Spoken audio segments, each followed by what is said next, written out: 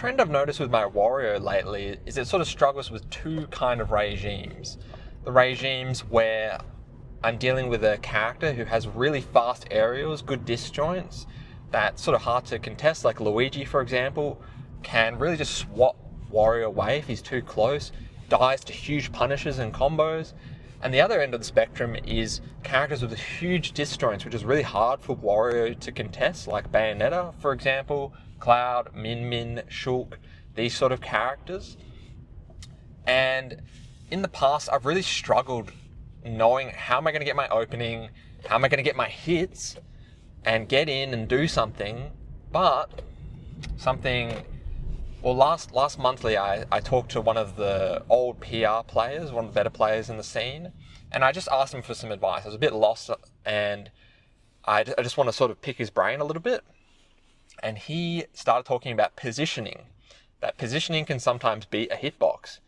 And that makes so much sense. And it sort of fits the trend of the last couple of videos. I've been thinking about the when, the how, and now this video is the where. Probably not the who or the what, though those sort of make sense too. Anyway, back to the where. So basically what he was saying is, if you imagine you're in disadvantaged state, you can't really choose not to interact. Like, you can go to the ledge, you can dash away, but you're sort of in the clutches of the opponent. Like, you sort of have to respect what they're doing, how they're playing around their advantageous situation. Maybe you can get a reversal, but most of the time, you just sort of have to respect what the opponent's doing in these sort of situations. Whereas in advantage state, you actually have the option to dash back. Like, you can actually choose not to interact. You can go onto the platform to not get landing aerial reversaled.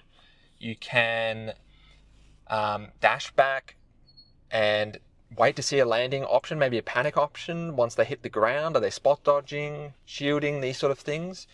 I could shield on the platform, try to get something from there. And that's so smart. It makes so much sense because it puts less burden on you to sort of challenge these crazy hitboxes as Wario. It's so hard sometimes. Like, up air can challenge a few things, but fair, nair, and especially down air when I'm in disadvantage is not going to beat some of these big moves.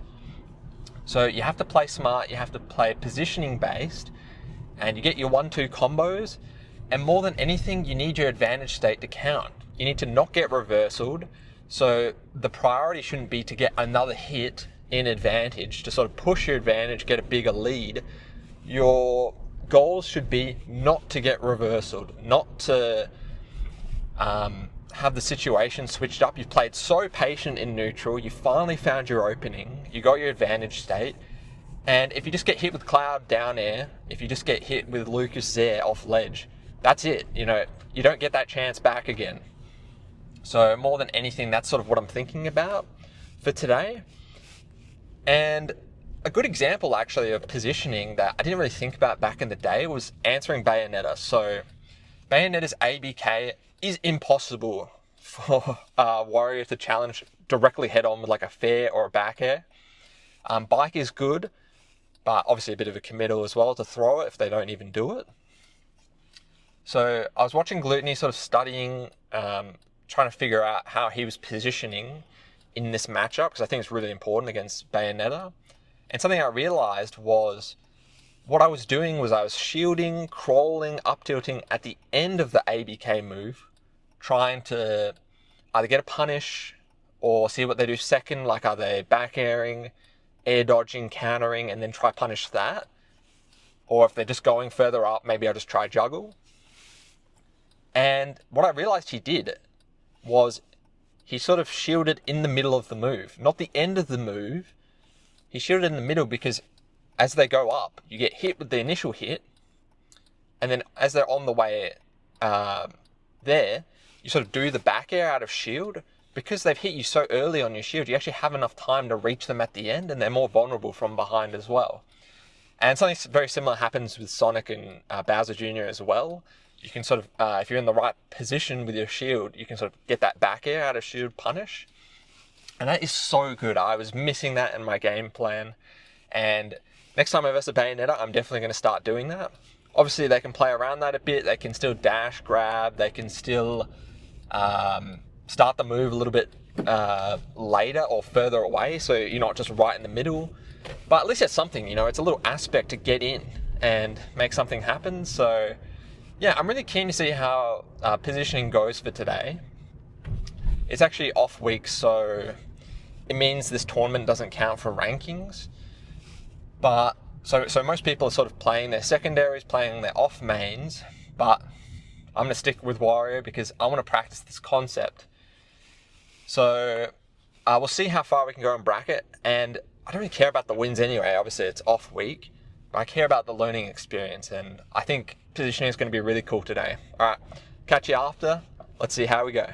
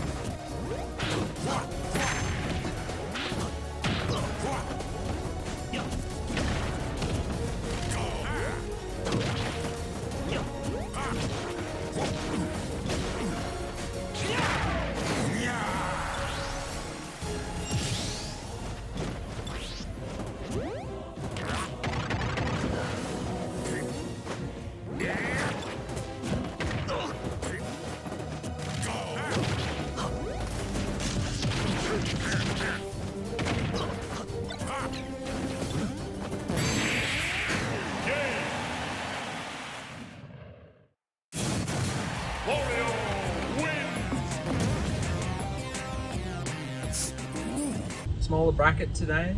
There wasn't many people. Obviously it's an off week. Some people take that as a chance to have a break from the game, which I totally understand. I almost did it myself, but I had this positioning thing I really wanted to practice on Wario, so I was kind of fiending, and yeah, I wanted to go. So I don't regret it, but there is a couple things I was like, kind of wish I didn't do that. So anyway, let's get into the bracket breakdown. My first opponent was Charlie, playing his actual main DK. He didn't mess around, didn't go random or some of his other secondaries. Played his normal pick and I played my normal pick. And I've been versing Charlie heaps over the last like 4 or 5 tourneys. So yeah, I kind of wanted a break from him, I'm gonna be real, but yeah, I still used that as a chance to play. I didn't think I was playing too bad. Yeah, it's kind of struggling with some of the aspects of the DK. But when it came to positioning, I think I was doing a better job, like not being caught, basically, like being in smart positions, not trying to force things when he's doing like the down B, which is like -4, pretty safe. And did get an edge guard that game actually, which I was quite happy with. He like turned around, did the grab, so the throw into the stage, but I teched it. I'm a knower of that stuff. And don't think I hit any wafts, but still, just kind of quick 0-2, kind of par for the course, especially because we're both just playing our mains anyway, so it wasn't really anything crazy. Then after that, I played Varnami. So in losers, so Varnami, I'm kind of his bracket demon right now when it comes to Wolf, mainly because I understand it so well from playing my roommate V Jake all the time. So, but he didn't want to play his main, and he was actually playing Wario as a secondary, and he just couldn't be fucked with the Ditto. I mean, I was down, like, it could have been okay, but I totally understand why you probably just don't want to like use your secondary against a Wario main. It's probably just asking for trouble. So I just ended up going Wario still. He went me sword fighter, and yeah, I could kind of feel it didn't really have the practice in it because he was sort of practicing for the Wario, so I felt kind of bad, but it is what it is. I still played it slowly. He was using a lot of projectiles. I was playing smart, under the platform, choosing my times to go in. But I did hit the wheelie slam on him. Not sure if I'm going to count it because it is off week though, so bracket only. That's what I'm going to say. It's off week, won't count it. You know you're playing your main. Then, yeah, I think I was just doing a good job, just playing at smart ranges. He has like kind of a shield panic where he like has this plan of like what he wants to do in neutral, and after it like sort of flubs, if he like misses the move, whiffs the move, I just know he's going to shield. That's just a read I have on him. And he kept doing that on the me sword fighter because it's a player thing, so I kept chopping it. Kept just like holding my advantage really well as well. Like he was on the fucking corner to like 80%. I was like, holy crap, he just cannot get off. It's just doing a really good job, like holding that zone, that region, without overcommitting as much as I think I would. Like I know I'm not really going to the corner anymore. I'm selecting when I want to answer things, but yeah, I was just really happy with like how I was positioning around stuff and not trying to like force a hitbox, not trying to challenge, not trying to get in when I didn't really need to. Okay, and then the last game I had Ruan. So I've been versing Ruan just as much as Charlie. Kind of wanted a break from him, but he made an upset, so I wasn't really seeded into him, and he wasn't playing Bayo, so I'm down just to verse the player. So the first game he went min, and in my head I'm thinking, wow, I literally just talked about this in the car talk to the venue about min and how I want to practice positioning against these sort of characters, because I think against min, yeah, if you're not playing smart with your positioning around the hitboxes, Wario's just not going to be able to get in. Like, as much as brawlers can sort of like, because Wario has fast airspeed, like I can really get in their face and mess with stuff. I'm not slow, but I still got to be careful nonetheless. And I think I was doing a really good job that game. It was like a very slow, methodical game. And I got this huge waft to close out. Like the hitbox was ridiculous. I could not believe it killed or even hit. So that's the game I'll probably show from this tourney. I was on my Switch, so I managed to get a replay, and Ruan was cool with it as well. Then game 2, he kind of said he was doing a troll pick. He went me brawler with some weird setup. It was like 1-1-1-2, something like that. The main thing is he had onslaught. I had no clue what that move did, and we'll see what happens later. But yeah, like soaring axe kick, he had the weirdest fucking moves, and I was just owning it. I was almost 3-stocking it. So the problem is, you just shouldn't turn your brain off in bracket, even if it's off week, even if I'm like destroying this guy. It's trolling on my part to go lax for a minute and just like go through the motions, like take it easy. I don't know why I did that.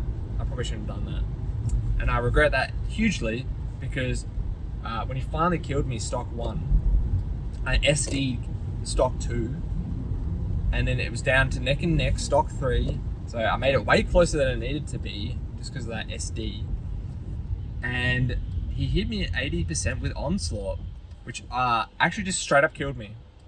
So it turns out that move has a lot of end lag on shield, but I got confused because that move is very similar to the me brawler move that sort of grabs you. I think it's suplex, grabs you and like pulls you like this. So I let go of shield thinking, oh shit, I'm gonna get grabbed. No, it turns out onslaught if they're at higher percent, does a shit ton of damage, and scales with gravity or some stuff. I don't know. Ryan was telling me about it, but I totally got cheesed. It's like I got reverse wheelie slammed in a sense. Like I got matchup checked. I had no clue what that move did. Whatever. So then we go into game 3, and then he plays the in-sin, which is actually like I think one of his more tried and true secondaries. So I was a little bit more nervous to verse the in-sin, but again, the positioning was going so well, by the way. I'm actually really happy with how I was going in bracket, what I was learning, all the experience I was getting with it. So I'm definitely going to keep that in mind going forward about how really I'll focus on this positioning stuff. So the car talks might be sort of similar, talking about all that stuff. Anyway, oh my god. So I built this huge lead against him. I was playing so well. And just methodical, got some nice kills, but I SD'd stock 2 again. I went to like grab the ledge roll, or I think land and shield. I don't even know what I was trying to do. I was trying to do something, and I just missed the ledge, fast fall air dodged, and I didn't have bike, so I just died. I was like, oh my god, why'd I do that? I thought I was gonna grab the ledge. So now we're going neck and neck, stock 3 against in-sin. That's fucking terrifying. So still trying my best. Almost killed him. There was a spot where I probably should have just like, he did a side B to recover. I should have just come off, hit him with a fair. I don't know why I didn't do that. And the Stromer called me out on it, and he's totally right. I was just afraid I was going to get grabbed. But what's the problem with that? I should just go off an edge guard in that position. It was just a smart position to just do that. Definitely worth it. And then he managed to get a back air on me after I like double jumped to come up and hit him. So I had no jump, had no bike, and then I air dodged, tried to up B, and I just barely missed the ledge. So it was so sad. Even if it was off week, I just wanted to keep playing. I wanted to keep getting experience with the positioning stuff in a tourney-ish setting. But yeah, just goes to show, do not turn your brain off in game 2. Like, I really wish I didn't do that. I kind of regret it hard, but yeah, kind of a quicker car talk today. It was off week, but I was really happy with the topic of what I was talking about. So let's keep at it. Let's see where it goes. I'm keen for the next season. Let's go Wario. Let's go Cyrcadia. See ya.